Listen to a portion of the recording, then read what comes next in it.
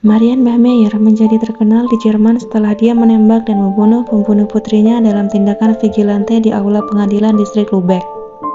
Marian Bahmeyer yang dijuluki ibu pembalasan harus menghadapi tragedi memilukan dalam hidupnya seorang diri. Ia menjadi ibu tunggal, hidup tanpa orang tua hingga kehilangan putri yang disayanginya. Rupanya, kesedihan dan hidup yang keras telah dilalui Marian sejak ia remaja.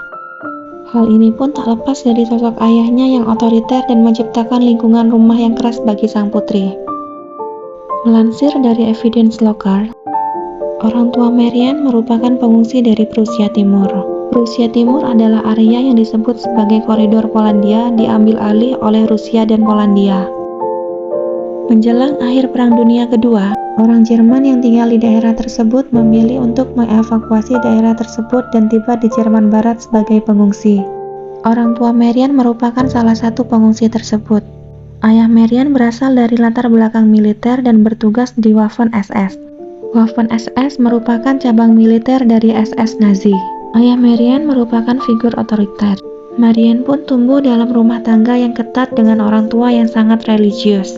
Waffen-SS sendiri dikenal dengan kekejamannya, bahkan terhadap bangsanya sendiri.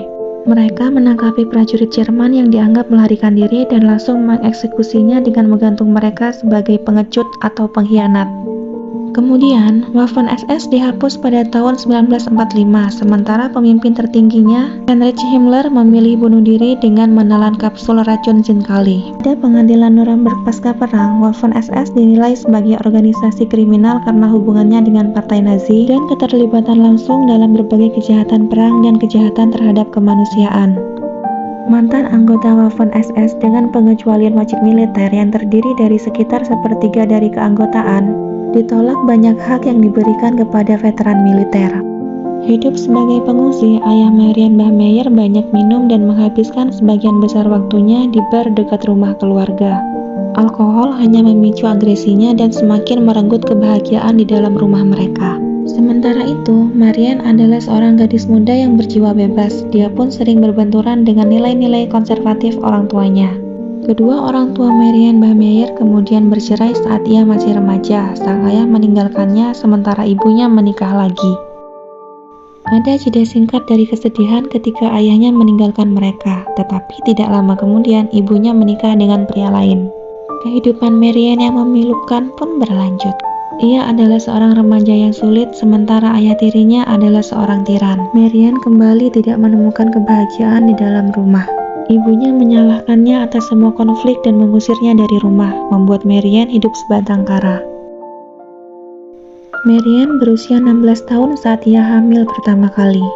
Namun, ia merasa tidak mampu menjadi ibu tunggal sehingga ia membuat keputusan menyerahkan bayinya untuk diadopsi.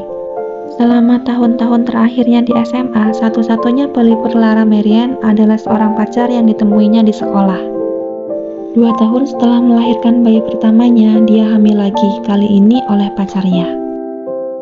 Marian merasa tidak aman dan tidak pasti tentang masa depan, dan ia tidak tahu apakah ia harus menjaga bayinya atau tidak.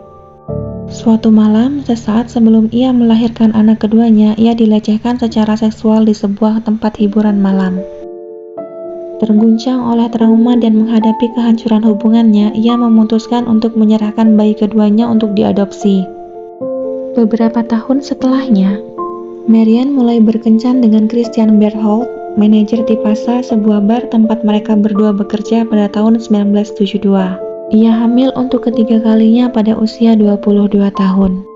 Pada 14 November 1972, anak ketiga Marian, Anna, lahir dan ia membesarkannya sendirian. Akibatnya, Bahmeyer mengajak Anna bekerja di pub dan ia dikatakan tidak pernah perlu untuk buru-buru pulang setelah jam kerjanya habis. Dalam 2 film dokumenter tahun 1984 yang berjudul No Time for Tears, The Bahmeyer Case, dan Anna's Mother, Marian digambarkan sebagai seorang ibu tunggal yang bekerja sampai malam dan kemudian tidur sampai siang hari. Keadaan itu membuat Marian meninggalkan putri 7 tahunnya sendirian di siang hari. Marian menyadari gaya hidupnya yang bermasalah dan ingin melepas Anna untuk diadopsi. Teman-temannya kemudian mengatakan bahwa Marian memperlakukan Anna sebagai orang dewasa kecil. Dan sejak usia muda, ia diharapkan mengurus banyak hal sendiri. Anna sering tidur di bar saat ibunya berpesta. Menurut seorang teman Marianne, Anna adalah anak muda yang bersemangat yang tidak pernah benar-benar memiliki kehidupan keluarga yang menyenangkan. Pada tanggal 5 Mei 1980, ketika Anna Bahmeyer berusia 7 tahun, ia bertengkar dengan ibunya dan memutuskan untuk bolos sekolah. Pada hari inilah Anna diculik oleh Klaus Grabowski, seorang tukang daging berusia 35 tahun. Rumah Klaus pernah dikunjungi oleh Anna sebelumnya untuk bermain dengan kucingnya. Dia menahan Anna selama beberapa jam di rumahnya, melakukan pelecehan seksual terhadapnya, dan akhirnya mencekiknya dengan celana ketat milik tunangannya. Menurut jaksa, ia mengikat gadis itu dan memasukkannya ke dalam sebuah kotak yang ia tinggalkan di tepi kanal. Tunangannya kemudian menyerahkannya ke polisi. Klaus Grabowski adalah seorang terpidana pelanggar seks dan sebelumnya telah dihukum karena pelecehan seksual terhadap 2 gadis. Pada tahun 1976, ia secara sukarela melakukan pengebirian kimiawi, meskipun kemudian terungkap bahwa ia kemudian menjalani perawatan hormon untuk mencoba membalikan pengebirian tersebut. Setelah ditangkap, Grabowski menyatakan bahwa gadis itu ingin memberitahu ibunya bahwa dia telah melecehkannya untuk memeras uang darinya. Ia mengatakan ketakutannya untuk kembali ke penjara mendorongnya untuk melakukan pembunuhan. Grabowski berdalih bahwa ia awalnya tak berniat membunuh gadis itu. Pengadilan memulai persidangan pada awal Maret 1981. Pada hari ketiga persidangan, Marianne menyelundupkan pistol Beretta M1934 ke ruang sidang.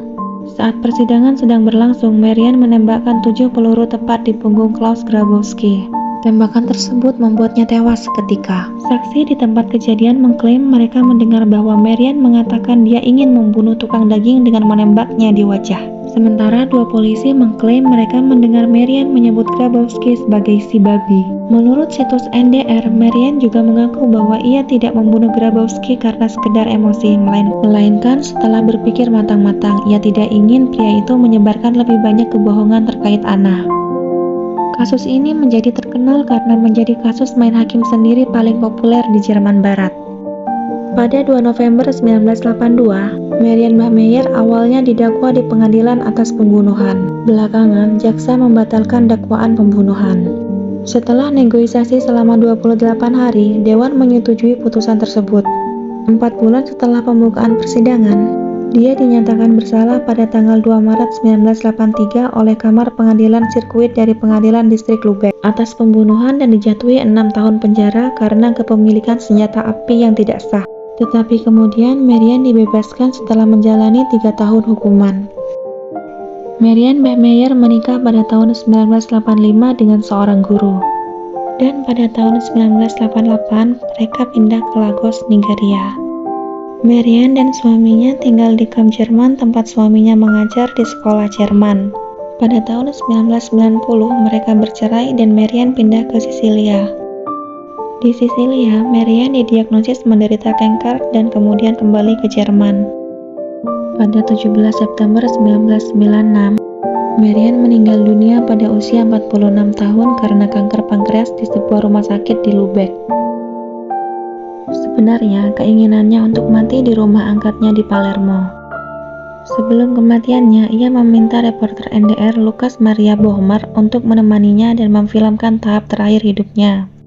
Ia dimakamkan di kuburan yang sama dengan putrinya, Anna, di kuburan di Lübeck.